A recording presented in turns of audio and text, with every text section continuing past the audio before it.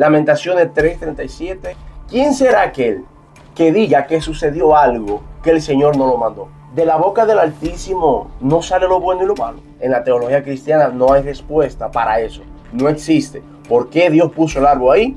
¿Por qué razón? Si Dios lo sabe todo, ¿sabía que Adán y Eva iban a pecar? Sí. ¿Sabía que iba a caer? Sí. ¿Sabía que si ponía el árbol ahí se lo iban a comer? Sí. Entonces, la teología cristiana no tiene una respuesta para eso que no sea Dios sabe lo que hace. Que el mal es el mismo bien colocado de manera incorrecta. Desde el cielo, allá no existe lo malo y lo bueno. Allá no hay división, allá todo funciona bajo una unidad. ¿El dolor es malo? ¿Tener un dolor en el cuerpo es malo? Y me decía, claro que es malo. ¿Tú te imaginas que no existiera el dolor del apéndice? ¿Cómo sería? Cuando eso empieza el problema, antes de eso reventarse, explotarse dentro del cuerpo, produce un dolor insoportable. Entonces, imagínese usted que ese dolor no existiera. Si no existe, se le explotaría el apéndice dentro y la persona moriría. Entonces, en ese contexto, ¿el dolor es bueno o es malo? Usted dice, es bueno, porque es lo que me avisa de que hay algo que está mal. Cuando usted ve a Satanás manifestado en una familia, en una casa, en un hogar, en la vida de una persona, es porque esa persona le dio legalidad.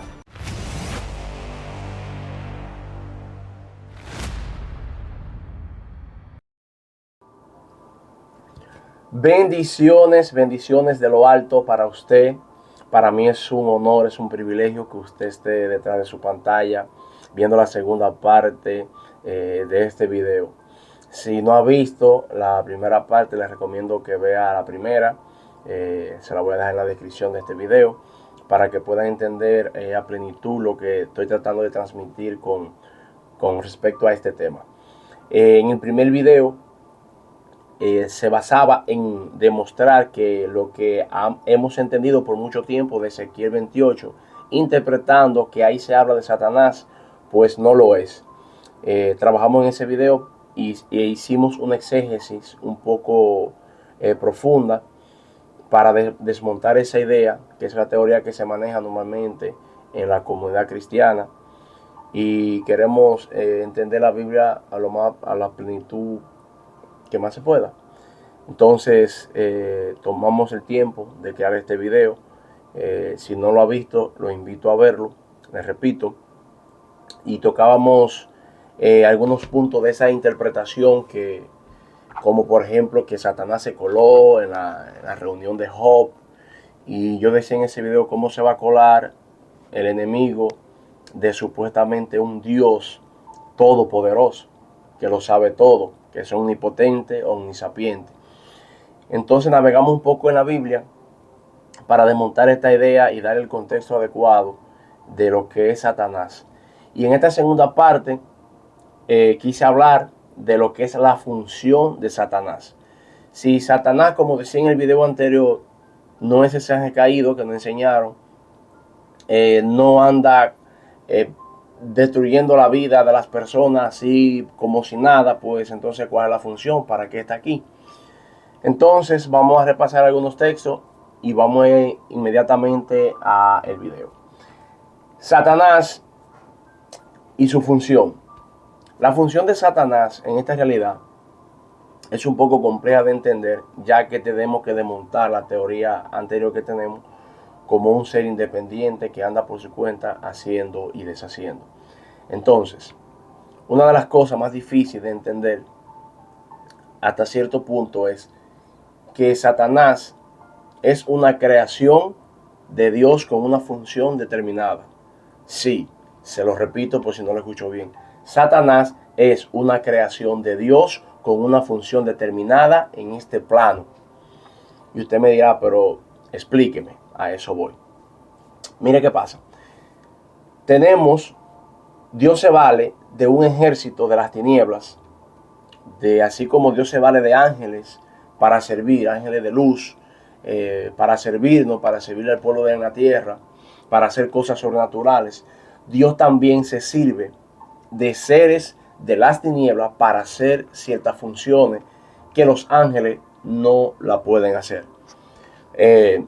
Vamos allá a Isaías 45:6 para ir entrando en contexto. Busquen su Biblia, Reina Valera, 1960, Isaías 45, verso 6, dice de esta manera: para que se sepa desde el nacimiento del sol y hasta donde se pone, que no hay más que yo Jehová, y ninguno más que yo, que formo la luz y creo las tinieblas, que hago la paz y creo la adversidad. Yo Jehová soy que hago todo esto. Aquí está más que claro que un Dios que es todopoderoso, que no se le puede escapar nada, se supone que todo lo que existe debajo de ese Dios está en control y dominio de ese Dios. Hay un texto que a mí me encanta mucho que dice que Dios lo llena todo en todo. No hay nada fuera de él.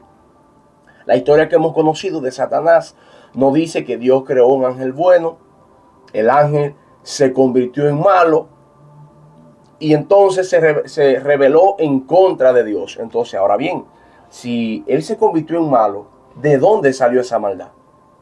¿De dónde salió? No porque la ausencia de la maldad, la ausencia de Dios, ahí que se crea la maldad. Es que Dios lo llena todo en todo. No hay espacio disponible para que algo se cree fuera de los límites de Dios, porque Dios es imposible que se le escape. Es imposible que algo salga, que algo se manifieste, que algo se cree dentro de la eternidad de Dios y fuera de su voluntad. Es imposible porque Dios es todopoderoso. No hay manera. Esa maldad tuvo que salir de un sitio. Y la Biblia dice muy claramente aquí en Isaías 45 que Él creó la tiniebla y crea la adversidad. Ahora bien, si vamos a Isaías 54, 16, dice: he aquí que yo hice al herrero que sopla las ascuas de fuego y que saca la herramienta para su obra. Yo he creado al creador, yo he creado al destruidor para destruir. Escuche bien, yo he creado al destruidor para destruir. ¿Quién es el que vino a matar, a hurtar y a destruir? Satanás. La Biblia dice claramente que Dios lo ha creado para destruir. Es decir, te está hablando de una función. Y luego más adelante vamos a entender cómo funciona esa parte. Si vamos a Eclesiastés 7:14, leeríamos lo siguiente: en el día del bien, goza del bien. Y en el día de la adversidad, considera. Dios hizo tanto lo uno como lo otro, a fin de que el hombre nada halle después de él. Oiga, en pocas palabras, te está diciendo: en el día del bien, gózate por el bien. Ahora, en el día de la adversidad, considera lo mismo. Considera también gozarte. Considera también estar en gozo y estar feliz, porque es la voluntad de Dios. Porque dice más adelante: porque Dios hizo tanto lo uno como lo otro, a fin de que el hombre nada halle después de él. Es decir, si Dios lo hizo, si Dios hace el bien para ti, para que tú lo disfrutes, cuando venga el mal, cuando venga la adversidad, considera también esto, porque también proviene de parte de Dios con una función específica. Pero el que más me gusta es Lamentaciones 3:37 al 39. Lamentaciones 3:37 al 39. Dice: ¿quién será aquel que diga que sucedió algo que el Señor no lo mandó? De la boca del Altísimo no sale lo bueno y lo malo. ¿Por qué se lamenta el hombre viviente? Laméntese el hombre en su pecado. Es un poco fuerte de entender, porque nosotros tenemos una concepción errónea de lo que es el bien y el mal. Me explico. Si Dios lo llena todo en todo, si el Dios que usted y yo creemos es omnipresente, omnipotente y omnisapiente, es decir, que está en todas partes, no hay ningún poder por encima de él y todo lo sabe, no hay nada que se le escape. Es imposible. Ahora bien, usted y yo recordemos que en el huerto del Edén, cuando Adán peca, tenemos un Adán diferente que el Adán que Dios crea, sin pecado. Entonces, cuando Adán no había pecado aún, Adán estaba en una conciencia, estaba en un nivel espiritual donde no existía lo que era el mal. Adán estaba en un punto tan elevado y tan conectado con la divinidad de que no tenía el conocimiento o el contexto de lo que era el mal. Solamente conocía el bien, estar conectado a la fuente. Por eso que cuando la serpiente va y se le aparece a Eva, le dice: el día que tú comas de este árbol, de este fruto, que es el fruto del bien y el mal, dice la Biblia, serás como nosotros, que conocerás el bien y el mal. Es decir, tu conciencia va a descender de tal manera que ya todo no va a ser bueno para ti. No todo va a ser perfecto para ti. Ahora, cuando tú comas de este fruto, entonces tú vas a tener la capacidad de tú sopesar las cosas. Antes, para Adán todo era bueno. Antes, para Adán no había nada malo, porque vivía en una conexión constante con la divinidad, en una conciencia tan elevada que era imposible que Satanás viera el mal por algún sitio. Sin embargo, cuando come del árbol, entonces le entra la conciencia del mal, entonces ya Adán comienza a sopesar tanto lo bueno o tanto lo malo. Es decir, que desde antes que Adán pecó, ya el mal existía, ya el mal tenía una función. Entonces, ¿qué pasa? Si Dios le permitió que Adán comiera de ese árbol, si no lo detuvo, tiene una función. Hay una explicación para eso. Por ejemplo, usted no se ha puesto a analizar que dice la Biblia que Dios puso el árbol del bien y el mal en el medio del huerto. Dios puso el árbol en el medio. Es decir, imagínese usted, si usted tiene niños y usted hay algo de peligro que usted lleva a su casa, en el último lugar que usted pondría eso que es de peligro, que le puede afectar a sus hijos, es en un lugar donde ellos tengan acceso a eso. Es decir, te lo pondría lejos. Te lo pondría en un lugar escondido, como le ha pasado a todo el que tiene hijos, que no quiere que su hijo. Pero sin embargo, Dios no esconde este árbol. Dios lo pone medio del huerto, porque Dios necesitaba que Adán y Eva, aunque suene fuerte, Dios necesitaba que Adán y Eva comieran de ese árbol para que cayera, para seguir ejecutándose el propósito eterno de Dios. Entonces la pregunta sería, ¿y para qué Dios quería que Adán y Eva cayeran? Es una explicación que el misticismo judío tiene una explicación para eso. Existe una explicación. Solo que en la teología cristiana usted hace esa pregunta y le van a responder como muchas cosas. Dios sabe lo que hace. Entonces esa respuesta, eso no es una respuesta. No hay, en la teología cristiana no hay respuesta para eso. No existe. ¿Por qué Dios puso el árbol ahí? ¿Por qué razón? Si Dios lo sabe todo, ¿sabía que Adán y Eva iban a pecar? Sí. ¿Sabía que iba a caer? Sí. ¿Sabía que si ponía el árbol ahí se lo iban a comer? Sí. Entonces, ¿por qué lo puso si Dios lo sabe todo? Entonces, la teología cristiana no tiene una respuesta para eso que no sea Dios sabe lo que hace. Entonces, pero el misticismo judío, que se encarga de escudriñar lo más profundo de la Biblia, sí tiene una respuesta. La compartiremos quizás en otra ocasión. Ahora bien, Dios era consciente de esa caída y consciente de lo que venía. Ahora bien, cuando aterrizamos en este plano, entonces tenemos que buscarle la función exacta en nuestra realidad de Satanás. ¿Cuál es la función? Dicen los rabinos antiguos, creo que precisamente Abraham Abulafia decía que el mal es el mismo bien colocado de manera incorrecta. Escuche, el mal es el bien colocado de manera incorrecta. Ahora bien, ¿cómo así? Sí, no siempre lo malo o lo que usted considera como malo. Recuerde que usted hoy considera lo que es malo y lo que es bueno porque usted tiene una mente dual.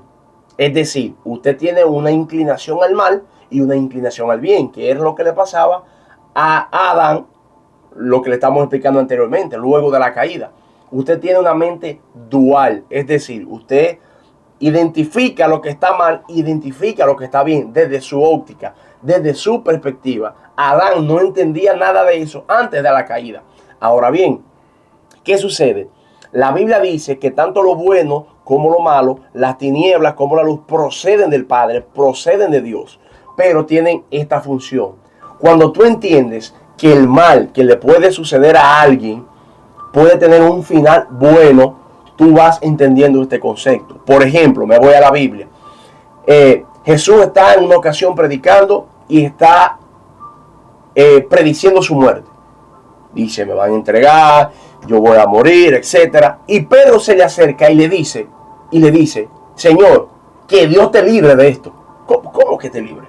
¿Y qué le responde Jesús a Pedro? Jesús responde a Pedro, apártate de mí, Satanás. Explicamos en el video anterior que la palabra Satanás quiere decir adversario, el que te lleva a la contraria, el que trata de hacerte fuerza para que tú no cumplas el propósito de Dios. No era que Pedro tenía a Satanás, escuche, no era que Pedro tenía a Satanás dentro, no era que Pedro estaba endemoniado, era que en ese momento le está diciendo, tú eres un adversario, tú me estás llevando la contraria del propósito. Entonces, Pedro, si tú dices, pero ven acá, pero Pedro no quiere que a su maestro le pase nada, es normal. Sí, pero ese bien que Pedro quería para su maestro, en realidad era el mal. ¿Me explico? Ese bien que Pedro le quería hacer, que Pedro estaba viendo en su mente dual, en su mente caída, para él creía que era bien, pero para el propósito de Dios era el mal. Entonces, ahí el bien estaba colocado de manera incorrecta. Lo que Pedro veía como bien estaba mal. ¿Me explico? Por eso, usted ve a José. José es entregado por sus hermanos a Egipto. Lo venden, lo meten en una cisterna, lo humillan y es vendido a Egipto. Cuando usted lee la historia de José y llega al punto cuando él se encuentra con los hermanos y los hermanos se dan cuenta de que este es José, José le dice, los hermanos dicen, mátalo. Imagínate, te entregamos y te hicimos de todo y ahora tú tienes el poder y nosotros mátanos. ¿Qué le responde José? José le responde, no, tranquilo. Dios permitió esto para preservar vida. Oye lo que le está diciendo. Es decir, que todo lo que le pasó a José fue malo, depende como tú lo quieras ver. Si a José no le pasa todo eso, hoy el pueblo de Israel no existiera, porque hubiese muerto de hambre. Entonces, Dios permitió eso que le pasara a José para un bien más adelante. Por eso, el mal y el bien vendría siendo lo mismo desde la óptica divina, desde el cielo. Allá no existe lo malo y lo bueno. Allá no hay división. Allá todo funciona bajo una unidad. Allá todo funciona bajo una unidad. No podemos pretender de comparar cómo funciona esta realidad así como funciona el cielo. Es imposible. Es lo mismo. Aquí tenemos pasado, presente y futuro.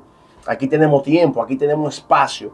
En la eternidad, el pasado, el presente y el futuro operan al mismo tiempo. No existe. Allá arriba usted podrá decir aquí, Dios está en el cielo allá arriba. Sí, excelente, dígalo. Pero allá no hay ni siquiera altura ni anchura. Allá no hay alto ni bajo, no hay nada, no existe. Es una realidad muy distinta a la de nosotros. Entonces, tenemos que entender que el bien y el mal para Dios no es lo mismo que para usted y para mí. No existe. No es para Dios igual que como usted y yo lo percibimos. Porque usted y yo estamos en un cuerpo caído. Estamos en una conciencia dual que vemos cosas malas y vemos cosas buenas. Pero si creemos en la eternidad y en el poder divino sobrenatural de Dios, debemos entender que todas las cosas nos van a ayudar a bien. Entonces, es lo mismo. Yo le explicaba a alguien hace poco. Yo le decía, el dolor es malo. Me decía, claro. ¿Y quién quiere tener dolor? ¿Eso es malo? Sí, ok. Ahora bien, por ejemplo, hace poco le decía a alguien, ¿el dolor es malo? ¿Tener un dolor en el cuerpo es malo? Y me decía, claro que es malo. Y yo le ponía un ejemplo simple. Decía, ¿tú te imaginas que no existiera el dolor del apéndice? ¿Cómo sería? Es decir, si usted conoce a alguien o le ha pasado, como en mi caso, que conozco a personas que lo han operado del apéndice, antes, cuando eso empieza a haber problemas, antes de esos reventarse, explotarse dentro del cuerpo, produce un dolor insoportable. Entonces, imagínese usted que ese dolor no existiera. No, es malo el dolor, yo no quiero tenerlo. Si no existe, se le explotaría el apéndice dentro y la persona moriría. Entonces, en ese contexto, ¿el dolor es bueno o es malo? O usted dice, es bueno, porque es lo que me avisa de que hay algo que está mal. Eso pasa. Cuando a ti te duele algo, te está diciendo, hey, hay un fallo, aquí hay un problema, aquí hay algo. Entonces, eso pasa con la función del mal en esta realidad. Cuando se manifiesta Satanás, cuando Satanás aparece en función y usted entiende que Satanás es el que está operando en una determinada situación, usted dice, hey, hay algo mal. ¿Por qué? Pablo dice, no le den lugar al diablo. Es decir, no le den permiso, no le den autoridad, no le den brecha. Si ustedes le dan brecha, es que él puede entrar. Por eso que para tocar a Job, Satanás tuvo que pedirle permiso a Dios. Y más adelante vamos a explicar cuál fue la brecha que Satanás encontró o cuál fue la legalidad que tuvo para entrar en la vida de Job. Entonces, Dios se vale de Satanás para hacer ciertos trabajos. Cuando nosotros nos vamos al libro de Números, capítulo 22, la historia de Balaam, hay algo muy peculiar que debemos tener en cuenta. Y es lo siguiente. Cuando usted lee el libro de Números, capítulo 22, la historia de Balaam, se da cuenta de que el rey Balac manda a buscar a Balaam para maldecir el pueblo de Israel. Para decir, hey, yo quiero que tú me maldigas este pueblo, son mis enemigos, etc. Pero hay un detalle. Cuando leemos la historia, nos damos cuenta que en ningún momento Balaam maldice al pueblo de Israel. No lo maldice. Ahí está. Quiso hacerlo, intentó, etc. Pero al final no maldijo el pueblo de Israel. No cumplió las órdenes del rey. Ahora bien, ¿por qué si Balaam no maldice al pueblo de Israel, los escritores del Nuevo Testamento toman a Balaam de mal ejemplo? ¿Tú no se ha hecho esa pregunta? Por ejemplo, cuando usted lee en 2 de Pedro, capítulo 2, verso 15, oiga lo que dice. Han dejado el camino recto y se han extraviado siguiendo el camino de Balaam, hijo de Beor, el cual amó el premio de la maldad. Pero está bien, es como que no era muy puro, pero no maldijo el pueblo, suerte ese hombre manda. Judas capítulo 1, verso 11 dice, hay de ellos porque han seguido el camino de Caín y se lanzaron por lucro en el error de Balaam y perecieron en la contradicción de Coré. Balaam nuevamente tomado como un mal ejemplo. Apocalipsis 2:14 dice, tengo unas pocas cosas contra ti, que tienes ahí a los que retienen la doctrina de Balaam, que enseñaba a Balac a poner tropiezo ante los hijos de Israel, a comer de cosas sacrificadas a los ídolos y a cometer fornicación. El problema de Balaam no es la maldición. El problema de Balaam no es que maldijo al pueblo de Israel. Apocalipsis lo revela, pero lo vamos a leer en el capítulo 31 del libro de Números. Escuche bien. Cuando un hombre o una mujer le sirve a Dios y anda bajo los estatutos de Dios, le pasa lo que le pasó a Job. Job tenía un cerco alrededor de él. Había un cerco que era impenetrable porque el hombre era temeroso de Dios. El hombre hacía las cosas rectas delante de Dios y por ende Dios le tenía un cerco. Satanás no puede entrar. Cuando Balaam intenta maldecir al pueblo de Israel, se da cuenta de que este pueblo tiene un cerco, porque caminaban recto delante de Dios. Ahora bien, al no poderlo maldecir directamente a causa de este cerco, Balaam se le ocurre otra idea y le da esa idea al rey de Balac. Y eso lo encontramos en Números capítulo 31 del verso 15 en adelante. Y dice, y le dijo Moisés, ¿por qué habéis dejado con vida a todas las mujeres? He aquí, por consejo de Balaam, ellas fueron causa de que los hijos de Israel prevaricasen contra Jehová en torno a Baal Peor. por lo que hubo mortandad en la congregación de Jehová. Moisés dice, matad pues ahora a todos los varones entre los niños, matad también a todas las mujeres que hayan conocido varón carnalmente. Pero a todas las niñas de entre las mujeres que no hayan conocido varón, las dejaréis con vida. Escuche, no hay manera de que Satanás entre en la vida de una persona si esa persona anda recto delante de Dios.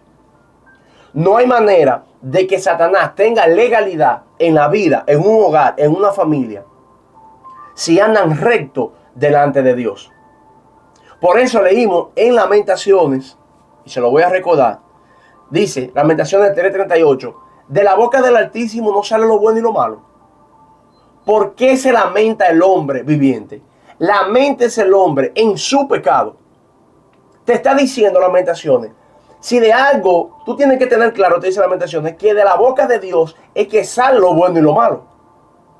Si tú tienes que lamentarte de algo, lamentate en tu pecado, porque cuando tu pecado se ha manifestado, cuando tú cometes pecado, le estás dando una brecha a Satanás para que entre, porque tú estás rompiendo el cerco de protección que Dios te pone cuando tú cumples los estatutos de Dios. Es decir, cuando Satanás se manifiesta en la vida de alguien, no es porque Satanás quiere joder la vida, no es porque Satanás anda haciendo y deshaciendo lo que le da la gana, no es porque Satanás toma como trapo a los hijos y a las hijas de Dios. Cuando usted ve a Satanás manifestado en una familia, en una casa, en un hogar, en la vida de una persona, es porque esa persona le dio legalidad. Hay un principio por ahí que yo he escuchado que me parece muy interesante, que dice que nosotros tenemos lo que merecemos o lo que necesitamos.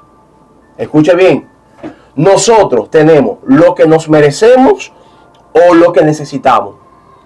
¿Cómo así? Simple. Lo que te está pasando en este momento, a ti, lo que está pasando a ti, sea bueno o sea malo, es por dos razones. O te lo mereces o tú lo necesitas para algo. Dios no es un Dios de tortura. Dios no te entra en tentación. Dios no permite una batalla en tu vida. Dios no permite un proceso porque sí, porque Él se le antojó ese día de procesarte. Si tú estás pasando por una situación, si Satanás se te levantó en tu vida, es porque Dios quiere enseñarte algo, es porque te lo mereces para enseñarte algo, o tú lo necesitas para aprender algo. Me voy a la Biblia. José, ¿qué le pasaba con relación a lo que le sucedió a José en Egipto? ¿Él lo necesitaba o lo merecía? ¿Qué hizo José para merecer ese trato de sus hermanos? Nada. Él no hizo nada. No había justificación. Entonces, no lo merecía, pero lo necesitaba para cumplir el propósito. Por ejemplo, Jesús. ¿Era justa la muerte de Jesús? ¿Lo condenaron por algo que hizo mal? No, porque él nunca pecó. Entonces, no lo merecía, pero lo necesitaba. ¿Me entiende? Lo necesitaba. ¿Para qué? Para cumplir el plan de salvación que usted conoce. Entonces, Dios no es un Dios que anda viendo a ver a quién tienta hoy, a quién lo pone en un proceso, en una situación, para qué sé yo, para divertirse. Dios no funciona de esa manera. Si te está pasando algo es porque lo necesitas o lo mereces. Entonces, David censa el pueblo. Y dice la Biblia que por censar el pueblo mueren alrededor de 70,000 hombres. Porque Dios le dijo, el profeta le dijo a David, hey, no lo cense. Tú cuenta con Dios. Ok, entonces, eso que le pasó a David, ¿se lo merecía o lo necesitaba? En este caso era diferente. Se lo merecía porque había violentado los mandamientos de Dios, había violentado la voluntad de Dios en ese momento. David mata a este hombre para quedarse con su mujer y luego se le muere el hijo. ¿Lo necesitaba o lo merecía? Lo merecía porque había pecado. Entonces, hay dos cosas muy distintas de lo que es merecer algo o necesitar algo. La Biblia habla muy claro de la ley de la siembra y la cosecha. Lo que el hombre sembrar, eso va a cosechar. Eso va a cosechar. Antes de tú quizás decirle a Dios, Señor, o reprender a Satanás, antes de tú reprender a Satanás, es mejor que nosotros veamos en qué estamos transgrediendo la ley de Dios. porque no hacemos nada con reprenderlo si seguimos transgrediendo. Satanás tiene legalidad como un fiscal. Si usted peca, se le entrega un documento a Satanás, una autorización para intervenir en su vida al antojo de él. Es lo mismo, si usted roba, automáticamente usted, la policía lo va a buscar. Y a la policía que lo van a buscar le van a dar un documento autorizado por la policía para que lo metan preso o para que se lo lleven preso. Pero si usted no peca, nadie tiene derecho a usted de meterlo preso porque usted no ha hecho nada. Así mismo funciona Satanás. Entonces, ¿qué pasa? Ya vemos la historia, cómo Balaam puede maldecir al pueblo de Israel. No lo puede, pero hace que reciba una maldición y haya mortandad de todo el pueblo, haciéndolo transgredir la ley. Ahora bien, si es así que Satanás entra cuando tú le das cabida, entonces, ¿por qué Satanás entró en la vida de Job? ¿Cuál fue la excusa? ¿Cuál fue la brecha que Job abrió para que Satanás entrara? Si la Biblia dice desde el principio del libro de Job que era un hombre temeroso de Dios, un hombre justo, que no hay como ninguno común en la tierra. Simple. Hay cosas que solamente Dios sabe que hay en tu corazón y Dios quiere alinearlo. Y vamos al libro de Job. Mire lo que pasa. Mire lo que pasa con Job. Dice la Biblia en el capítulo 1 de Job. Dice 1.5. Dice Job 1.5.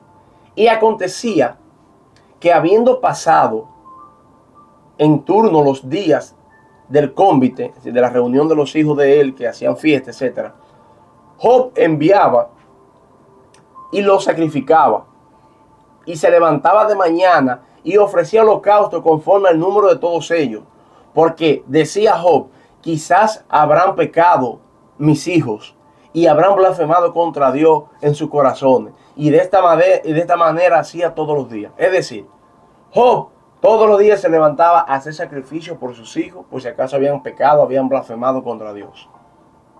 Había un temor en Job, y había una ansiedad en Job por la situación que estaban viviendo los hijos. Hacían fiesta todos los días, etcétera, etcétera. Escuche esto.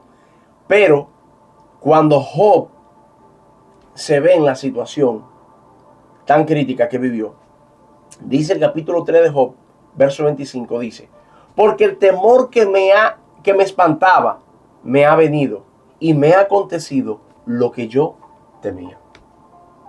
Había un temor dentro del corazón de Job que solamente Dios lo sabía. Y Dios dijo: yo necesito a este hombre terminarlo de enderezar. Yo necesito que este hombre sea más perfecto de lo que ya es. Y por eso Dios acude a Satanás para hacer un trabajo especial en la vida de Job y corregir eso. La Biblia dice que le dio, muriendo sus hijos, su ganado, un desastre, le cayó lepra. Pero cuando usted lee al final la historia de Job, la Biblia dice que Dios le dio hijos mejores. Su ganado se multiplicó, era más rico, más próspero, con más salud. Porque hizo un trabajo, Dios corrigió algo. Y mire lo que dice Job más adelante. Hablando de los impíos, mira lo que dice Job. Job 21.9 dice: sus casas están a salvo del temor, ni viene azote de Dios sobre ellos. Es decir, donde no hay temor, no vienen azote. Donde no hay inseguridades, no vienen azote. Es decir, tengo inseguridades, tengo temor. Es posible que Dios permita una situación, es posible que Dios le dé autoridad a Satanás para entrar a tu vida, manifestarse con algo, y ese temor que tú tienes, pues se vaya. Tiene un propósito. Quizás no te lo merezca, pero lo necesita para Dios corregirte, para Dios alinearte. Dice Job 31:34, dice: porque tuve temor de la gran multitud, y el menosprecio de las familias me atemorizó y callé, y no salí de mi puerta. Había temor en Job. Había una situación que había que enderezar en Job. Y hay un principio muy importante que dice en 1 de Juan 4:18. Dice, en el amor no hay temor, sino que el perfecto amor echa fuera el temor, porque el temor lleva en sí castigo, de donde el que teme no ha sido perfeccionado en el amor. Es decir, que cuando tú tienes temor, tú no has sido perfeccionado. Cuando tú tienes temor en tu corazón, tú no has sido perfeccionado. Y es posible que vengan situaciones para que tú identifiques ese temor, te corrija la situación, Satanás entre, te sacuda y luego entonces tu temor desaparece y tú seas perfeccionado en el amor. Satanás no actúa sin una aprobación legal de Dios. Si Satanás entró a tu vida, tiene autorización legal de parte de Dios que tú la has provocado y Dios le está permitiendo para enseñarte algo. Por eso, si usted se da cuenta, Jesús resucita, está hablando con Pedro y Jesús le dice a Pedro, Pedro, Satanás me ha pedido zarandearte como a trigo.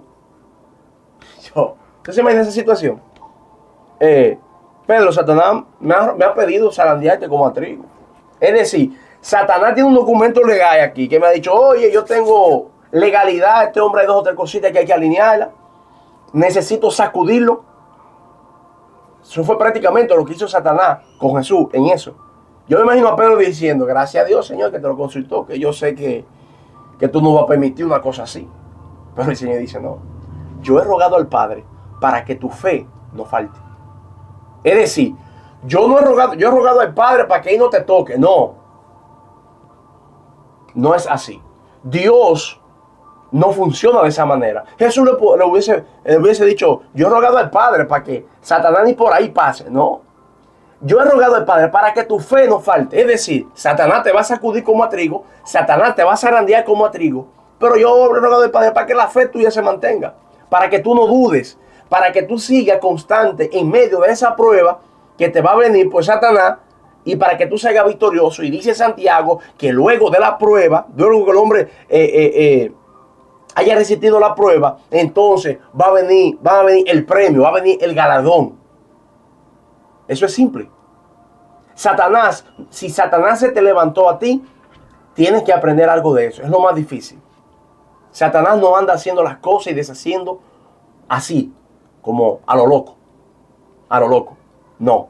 Satanás necesita un documento, necesita un papel legal para él poderte tentar.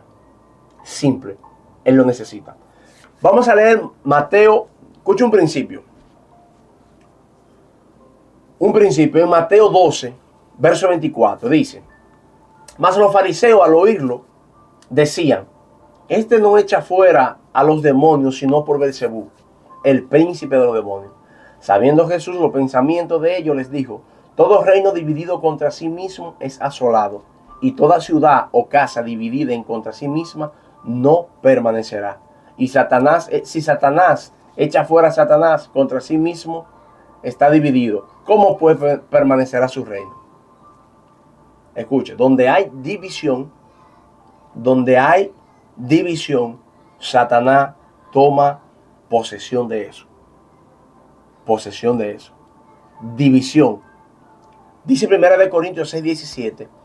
Pero el que se une al Señor, un espíritu es con él.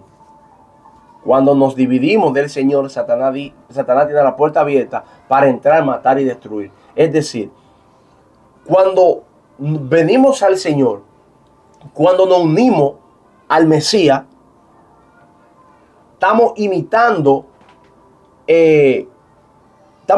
sus acciones, estamos caminando como Él caminó, nos hacemos un espíritu con Él.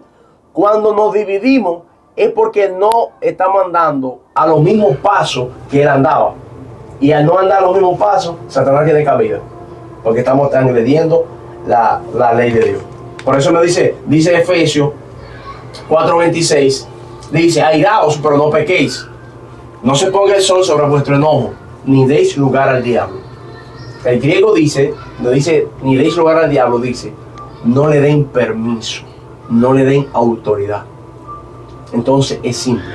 Dios se vale de Satanás, Dios se vale de espíritus para hacer una función específica en este plano terrenal, para hacer una función específica en su pueblo. La Biblia dice en Romanos que Dios creó vasos para honra y otros para deshonra. Dios creó al destruidor para destruir. Es decir, todos tienen una función en esta tierra. Todo tiene una función específica en esta tierra en pro de hacerse la voluntad de Dios agradable y perfecta. Simple. Simple. Eso no hay que darle mucha vuelta. Esa es la función de Satanás. Satanás no es un ente que apareció, dije que le entró el mal y se convirtió. Mentira. Eso fue creado por Satanás, fue creado por Dios para una función. Satanás, el nombre de Satanás, repito, es una función, no es un nombre. Ha-Satán en hebreo, que quiere decir el adversario, el que lleva la contraria, el fiscal. No es bueno ni malo, solamente cumple una función del Dios eterno. La policía, ¿es buena o es mala? Tú dirás, bueno, sí, porque no te están persiguiendo. Pero el que transgredió la ley, que anda corriendo, que anda huyendo, que anda prófugo, dice, wow, los policías son malos, me quieren agarrar. No, no son malos, están cumpliendo con una función. Varón, pero entonces, ¿cómo que Satanás no es malo? Y usted sabe las cosas malas que hace Satanás. No. Usted le da lugar, él entra y hace. Varón, pero que Satanás, no, varón, no me cuadra eso. Bueno, yo le hice una pregunta en el video anterior. ¿Cuántas personas ha matado Satanás en la Biblia? En el diluvio, ¿cuántas personas mató Satanás? ¿Usted me puede nombrar una?